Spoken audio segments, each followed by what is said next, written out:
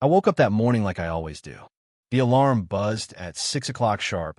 I rolled out of bed, my knees creaking like a rusted gate.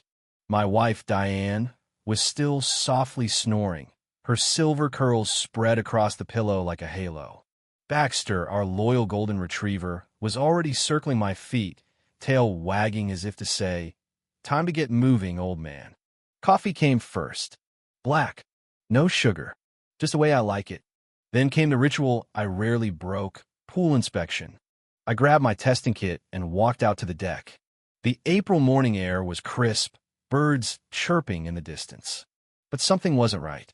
A sharp, acrid stench hit my nostrils like slap. It wasn't the natural smell of chlorine. No, this was chemical warfare. Bleach. Pure, industrial-grade bleach. Baxter sneezed twice and backed away from the edge. I squinted at the surface of the pool and saw it.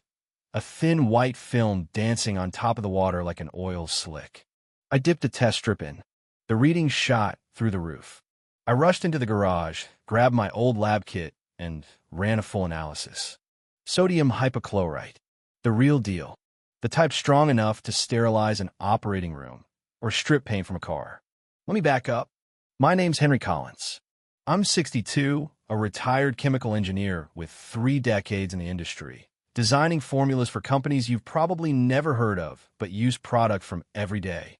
These days, I tinker in the garage, work on small projects, and take care of my pride and joy, my 16 by 32-foot backyard pool. I built the deck myself, stained it mahogany, installed a custom filtration system that would make a municipal facility blush. My pH balance is a constant 7.4, chlorine steady at 3 parts per million. Perfection.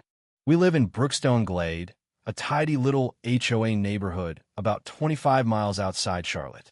Most people are friendly. Retired teachers, accountants, a few young families. And then there's Meredith. Meredith is a nightmare in pastel. Somewhere past 60, though she pretends to be 50. She struts around in khaki shorts and collared shirts like she's running for mayor of suburbia. Always with her clipboard. Always watching. Always judging. Meredith has been throwing shade at my pool for months. "The water looks murky," she'd mutter from 2 houses down. It disrupts the visual continuity of the block. Whatever that means. The night before, I'd heard something unusual. A faint thud outside the bedroom window, like a jug hitting the ground. I figured it was raccoons again. I went back to sleep. That was my mistake. By morning, my sanctuary had turned into a chemical hazard. Diane stepped out in her bathrobe, her nose wrinkling instantly. "Henry, what is that smell?" I didn't answer. I was too busy staring at the pool like it had personally betrayed me. "You need to do something," she said firmly. I did. I pulled up the footage from the cheap security camera I'd installed on the garage. Nothing fancy, but it got the job done. The timestamp read 4:01 a.m. A shadowy figure moved along the fence line, dragging something. A jug. White plastic. Industrial size. The same kind I used in my career. My blood ran cold. It didn't take a genius to connect the dots. I ran a few tests to be sure, comparing the residue in the pool to old samples I had from previous projects. It matched a formula I'd worked on in the 90s. High-concentration sodium hypochlorite with stabilizers for slow release. Not something you pick up at the grocery store. Meredith. She walked with a limp, favoring her right knee.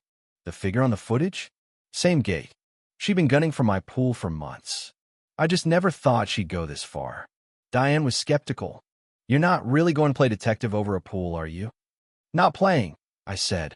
"Someone attacked my property with a chemical compound. I'm gathering evidence." I bagged the jug, took water samples, printed out the footage, and headed to the local police station. Officer Ramirez, a young guy, heard me out, but wasn't exactly enthusiastic. "So, someone poisoned your pool. Contaminated. With enough bleach to make your eyes water. I've got the chemical breakdown right here." He took my statement, filed a report, and said they'd look into it. But I could tell by his tone they weren't sending out the forensics unit. Fine. I didn't need their help. By late afternoon, the stench had spread. Mr. Harris next door was coughing uncontrollably. The Jensen twins across the street had to be pulled inside when one started wheezing. My inbox had a half-dozen emails from the HOA forwarding complaints. Then came a cherry on top. An email from Meredith, typed in full caps. Mr. Collins, your pool is now a public nuisance. Please rectify immediately to maintain the community's environmental and visual standards. She wasn't just pretending to be innocent. She was flipping the narrative, painting me as the villain. I wasn't about to let that stand. I installed a new night vision camera on the deck, combed through old footage, and searched for anything usable. Near the fence, I found faint shoe prints, size 8 or 9, worn tread on the right heel. Just like Meredith's shoes. I snapped photos and documented everything. The next morning, my camera caught her again. 1:17 a.m. This time she was dragging a red wagon with another white jug in it. She didn't enter my yard, but the evidence was piling up. I sent the footage to an old colleague, Tom, who still had industry connections. He traced the bleach back to a local supplier. It had been sold to none other than Brookstone Glade HOA. Meredith had access to the supply shed. I'd seen her hauling stuff out of there for landscaping. With that, I called Susan, a sharp lawyer who'd once handled a patent case for me. Henry, she said after I laid it all out, this isn't just vandalism. This is reckless endangerment, property damage, possibly chemical assault. We can file a civil suit today. We did. $20,000 in damages plus punitive. That evening was the monthly HOA meeting. I wasn't going to go, but Diane insisted. Meredith stood at the front, spouting her usual nonsense about mailbox colors. Then someone brought up the pool. I don't need a chemistry degree to know that pool is a health hazard, she said, loud and smug.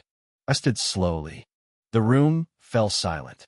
Funny you mentioned degrees, Meredith, I said. I've got a PhD in chemical engineering, and I also have lab results, security footage, and a lawsuit filed this afternoon with your name on it. The room gasped.